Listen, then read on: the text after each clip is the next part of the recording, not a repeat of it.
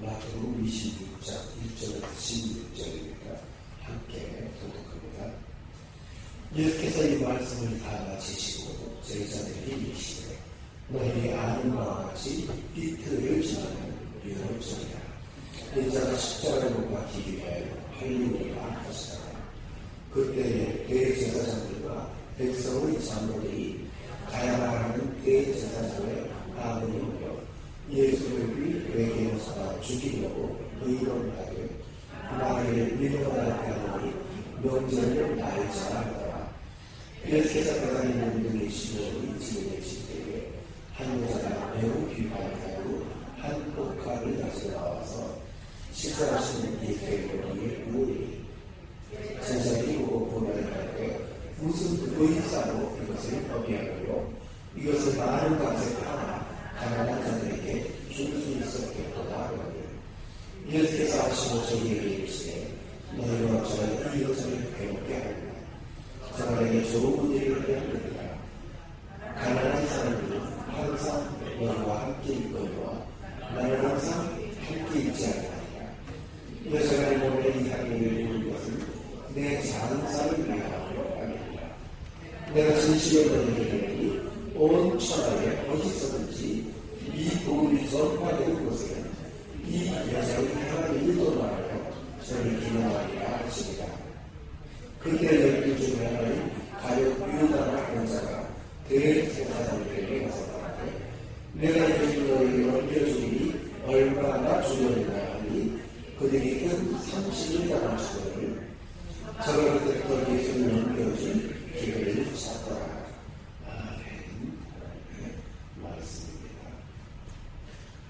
마지막을 준비하는 두 자리를 한쪽으로 최영기 목사님께서 말씀을 해주시겠습니다. 잠깐 기도가 뽑아있습니다. 전하겠습니다. 억만 가지 죄악으로 이미 죽었던 저희들, 주님의 십자가 보혈의 능력으로 다시 살게 하시고 새 생명 주심을 만나는 감사를 드립니다. 오늘 마지막을 준비하는 두 사람이라 하는 지하의 말씀으로 피차에 은혜를 기다리려고 합니다. 성령의 다양한 동력의 역사로 저희들의 심령을 깊이 조명하여 주시옵소서. 부족한 종의 입술을 고치하여 주시옵소서. 목소리도 좋지 않은데 목소리까지 주장하여 주시옵소서. 사탄마귀 일절 틈타지 못하도록 주님의 장중에 꼭 붙들어 주시옵소서. 아멘. 저희 대한교회 위에 부흥의 불길 타오르게 하시고 진리의 말씀으로 새롭게 하여 주시옵소서. 감사하며 우리 주 예수 그리스도를 받들어 간절히 기도합니다. 아멘.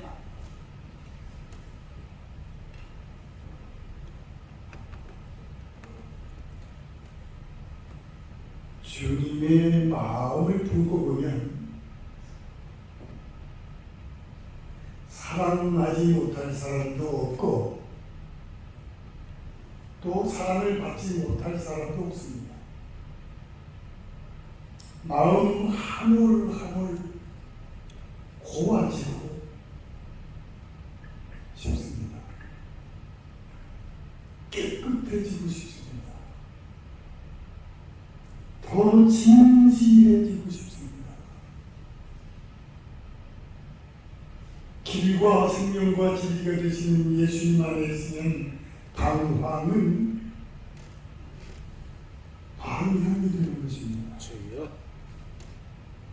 우리 예수님이 왜 길이요 진리요 생명이신지를 확신하지 못하는 사람은 방향을 잃고 방황할 수밖에 없습니다. 그러나 그리스도인은 방황하는 이 시대에 방향이 되는 소명의식을 가지고 살아야 하는 것입니다. 현대 그리스도인들은 소명의식이 아주 약해요. 이게 문제입니다. 예수 그리스도를 나의 구원자, 나의 창조주라고 고백하며 그분 예수님을 내 인생의 주인으로 인정할 때 우리 주님과의 아름다운 동행이 시작되는 것입니다. 나의 삶에서 구원의 주님을 발견하고 그분 안에서 나를 발견하는 그 기쁨보다 더 큰 기쁨은 없습니다. 살아계신 하나님을 만난 최고의 기쁨이 이전까지 내가 붙들었던 헛된 것들을 모두 내려놓게 만듭니다. 참된 신앙은 환경은 달라지지 않아도 나를 변화시켜 주신 그 주님의 은혜와 구원의 감격으로 현재를 누리며 그분 예수님과 동행을 하는 것입니다. 이것이 기쁨으로 드려지는 삶의 예배요, 하나님께서 우리에게 가장 원하시는 삶인 것입니다. 그러므로 우리는 구원의 기쁨으로 동행하는 삶을 꼭 사셔야 합니다. 이것이 이른바 고난에 동참하는 삶이 되는 것입니다. 믿으십니까? 믿으십니까? 아멘.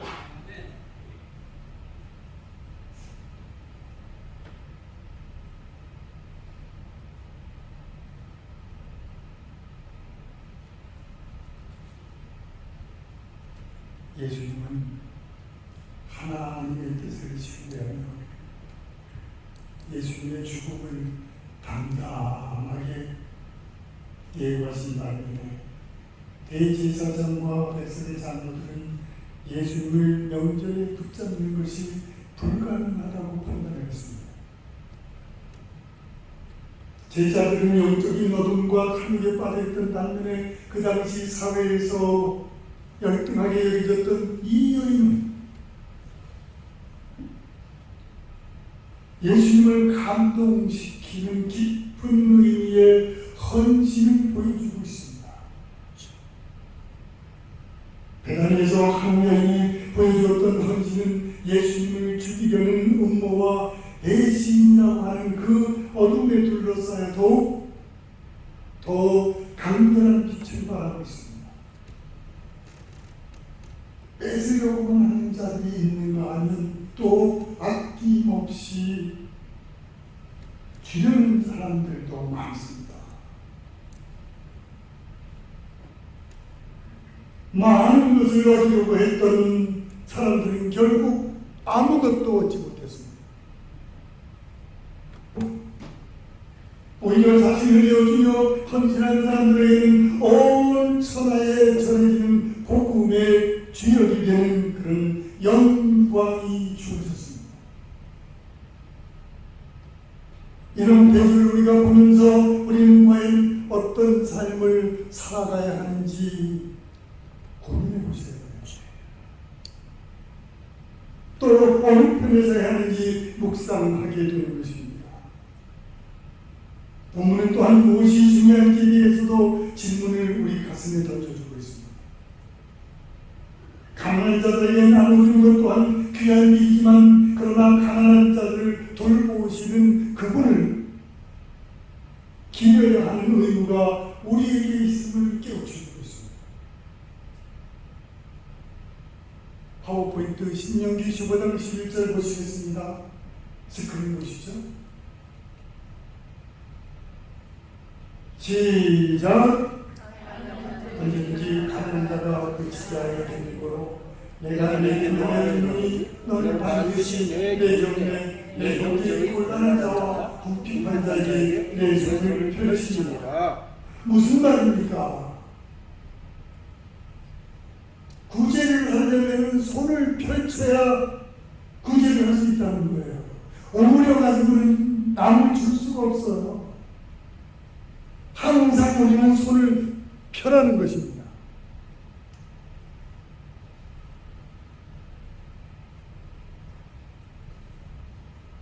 300데나리온 은 32 다 비교적 큰 가치를 지닌 돈이지만 그러나 그와 비교할 수 없이 소중한 것이 있음을 기억하게 하는 것입니다. 또한 받는 것보다 주는 것이 오히려 더 복되다는 말씀을 상기시켜주고 있습니다. 우리 예수님의 순환기사는 어둡게 시작한 것 같지만 그러나 그 와중에도 소망과 생명의 빛이 함께 빛나고 있음을 기억하게 하는 것입니다. 그 빛은 지금도 어느 천하에 비추고 있습니다. 업무와 배신 속에 이루어진 기름 부음을 보십시오. 시편 2편의 이스라엘 왕이 기름 부음을 받을 때 세상의 국왕들이 대적하는 모습을 묘사한 것처럼 마태는 예수님이 기름 부음을 받으실 때 그 배경에서 주님을 죽이려고 모의하는 자들과 기름 부음에 반대하는 제자들이 있었음을 보여주고 있습니다. 먼저 마태는 이제 예수님의 가르침이 마무리가 되고 남은 것은 십자가 돌림을 알려주고 있습니다. 예수님은 이제 6월절에 어린 양이 되셔서 십자가에 달리실 것을 말씀하셨습니다. 예수님이 제자들에게 십자가에 달리실 것을 말씀하신 그때 대제사장들과 장로들은 대제사장의 관정 이른바 관사의 뜰에 모여서 예수님을 죽일 계획을 하고 있었습니다. 그런데 이때 대제사장과 장로들이 6월절에는 예수님을 죽이지 않으려 한다고 하는 이 사실을 주목해야 하는 것입니다. 그러나 실제로는 예수님의 말씀대로 6월절에 십자가에 달리셨습니다. 이는 십자가가 대제사장과 장로들의 음모에 예수님이 당한 사건이 아니라 오히려 하나님의 섭리 안에서 예수님께서 주도하신 일이었음을 우리들에게 알려주고 있습니다. 하나님이 이처럼 비참한 십자가를 인류 역사상 가장 위대한 영광의 자리로 바꾸는 섭리를 이어가셨습니다. 6절 13절에서 기름 부으심을 받는 장면을 보십시오. 마치 다윗이 아버지 이새의 집에서 사무엘상 16장에서 은밀하게 기름 부음을 받는 것처럼 예수님은 성전이나 왕궁에는 베다니의 나병 환자 시몬이 집에서 기름 부음을 받으셨습니다. 그런데 제자들은 뭐라 그랬습니까? 이를 낭비로 여겼습니다. 왜 거기 아니냐? 이 제자들은 마치 왕이 몰리고는 기름을 받아서 가난한 자를 돕자고 주장하는 꼴이 되고 말았습니다. 이 제자들은 의도하지 않게 예수님께 기름 부으심을 받는 것을 반대하는 역할을 한 것입니다. 이것은 제자들이 이 기름 부음의 의미를 깨닫지 못했기 때문에 일어난 사건입니다. 그래서 예수님은 이 여인에게 예수님께 좋은 일을 했다고 말씀하시면서 내 장례를 위함이라고 알려주셨습니다. 이것은 대관식 때 왕에게 기름을 부는 것을 시신의 기름을 바르는 것과 동일시하심으로써 예수님의 왕으로 등극하심이 이른바 십자가에서 돌아가심을 암시하신 것입니다. 예수님의 기름 부으심을 받은 이 사건은 이처럼 제자들조차도 깨닫지 못할 정도로 아주 초라한 장소에서 간소하게 이루어졌습니다. 그러나 이 예수님의 기름 부음을 받은 일은 복음이 전파되는 것 그 어디에서나 계속 전해질 중요한 사건입니다. 14절로 16절에서 제자들의 대만하는 모습을 보십시오. 이름 없는 한 여인에게 기름 부음을 받으신 예수님은 12명 중에 하나, 이른바 가까운 제자들 중에 하나인 가룟 유다에게 배신을 당하셨습니다. 누가 요한 사탄 또는 하나님에 의해서 배신했다고 말씀하고 있습니다. 그에게 앞에는 의도적으로 유다가 대제사장들을 찾아가서 얼마나 주려느냐, 얼마나 주려느냐, 이것을 제안했다고 함으로써 유다를 비열보다 더한 저열하다고 표현하고 있습니다. 대제사장과 백성의 장로들은 예수님을 죽이려고 의논했으며 유다는 기껏해야 노예 한 명의 가격 은 30세기를 받으려고 스승을 팔아넘긴 것입니다. 마태는 예수님을 열심히 따른다고 하는 사람들 중에서도 얼마든지 예수님을 떠나는 배교자가 될 수 있음을 경고하고 있습니다. 제자들은 예수님 마저에는 이 시간이 어떤 시간인지 알지 못한 채 여인에게 율법의 의무를 강요했습니다.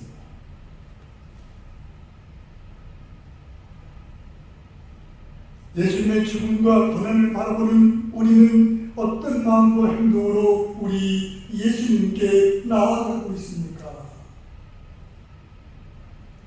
예수님은 이 여인의 행위를 칭찬하셨습니다. 율법의 의무를 지켰기 때문이 아니라 하나님을 사랑하는 그 마음과 예수님의 죽음을 기념하는 이 여인의 행위 때문이었습니다. 내 대신 예수님 죽으셨다는 이 사실을 깨닫는 사람은 예수님께 가장 귀한 것을 드리기를 아까워하지 않습니다. 이 여인의 행동은 예수님의 고난과 죽음 그리고 복음 앞에 반응하는 인간의 모습을 대표적으로 보여주고 있습니다. 반대로 유다의 모습은 예수님의 죽음을 앞두고도 자신의 탐욕을 추구하는 인간의 모습을 대표적으로 보여주고 있습니다. 이 대조는 복음이 선포되는 모든 곳에서 기록이 될 것입니다. 예수님의 죽음을 희생적인 죽음으로 믿고 자신의 가장 귀한 것을 드리는 이 여인의 믿음과 예수님의 죽음을 자신의 탐욕을 채우는 수단으로 이용하는 유다에게 반은 그리스도의 고난과 죽음을 맞이하는 모든 성도가 기억해야 할 대조적인 모습입니다. 탐욕을 쫓은 저주받은 자를 보십시오. 성도는 탐욕을 쫓아 멸망의 길로 간 가룟 유다를 교훈으로 삼아 거룩한 길로 행하여야 하는 것입니다. 이것 때문에 신앙생활하는 거예요.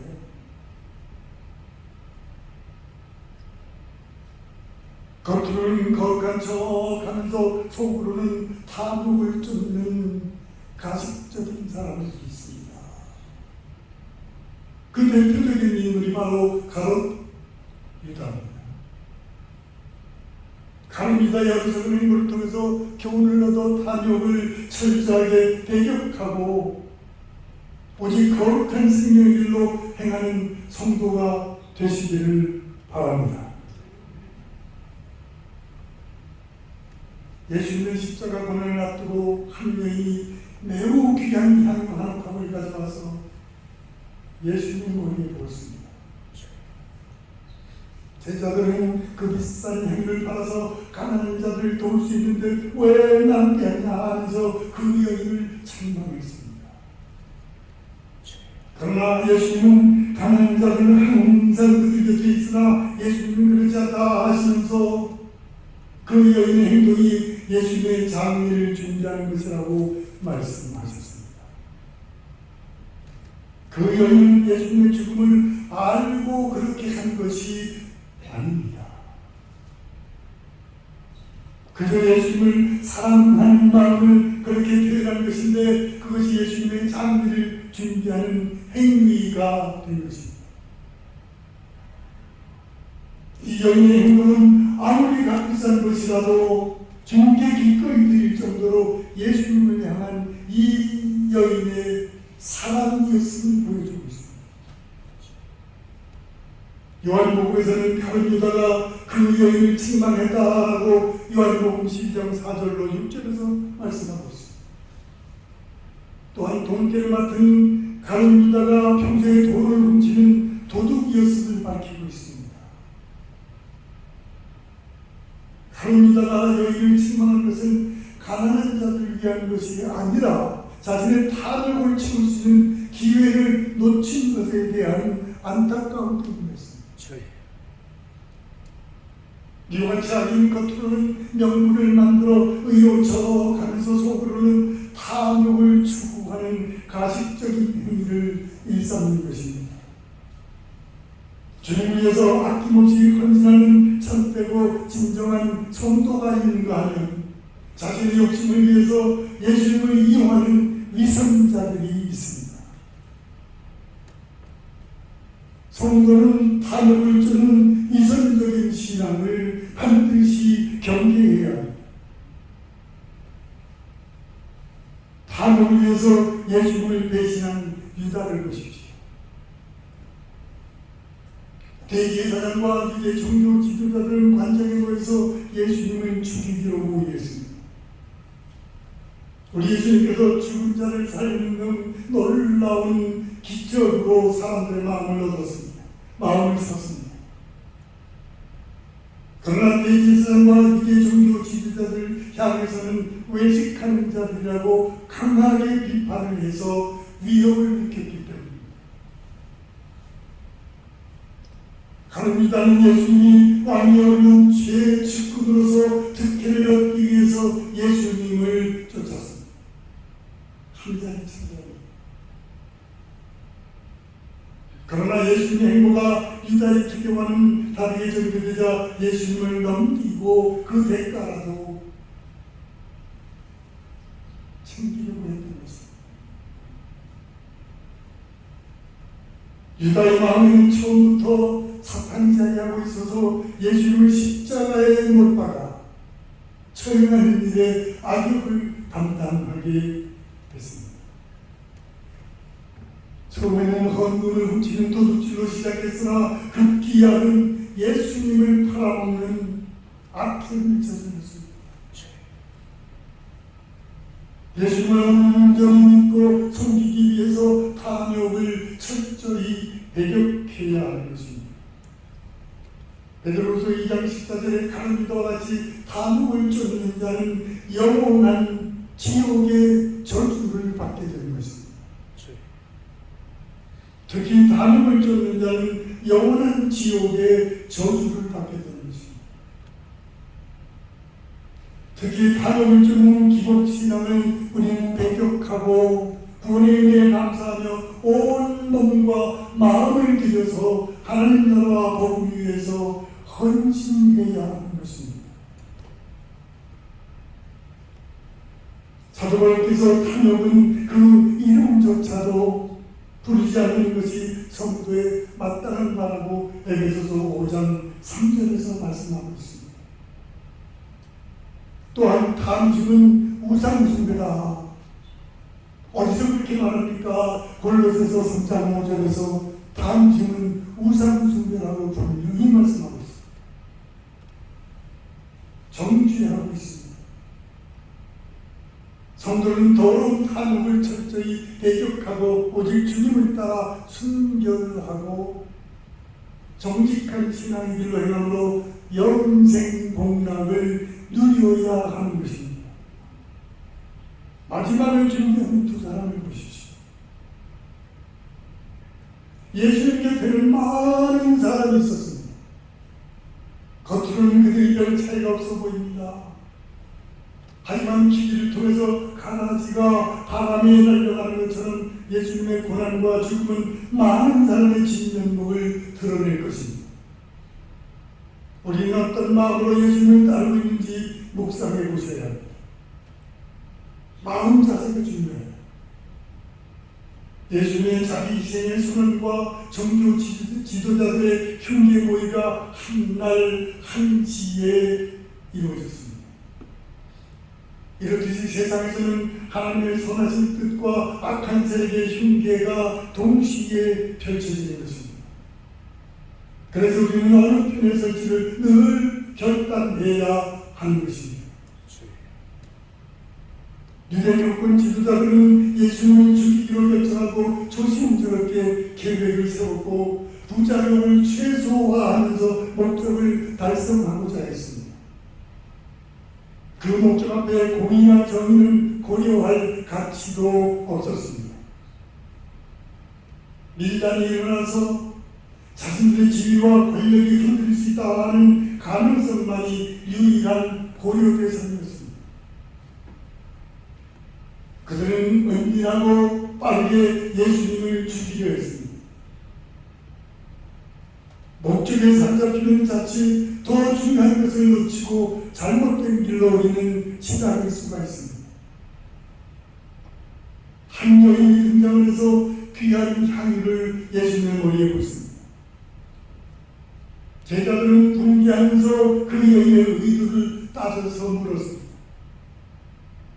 숭고한 행위를 있는 그대로 받아들이지 못합니다. 왜 그럴까요?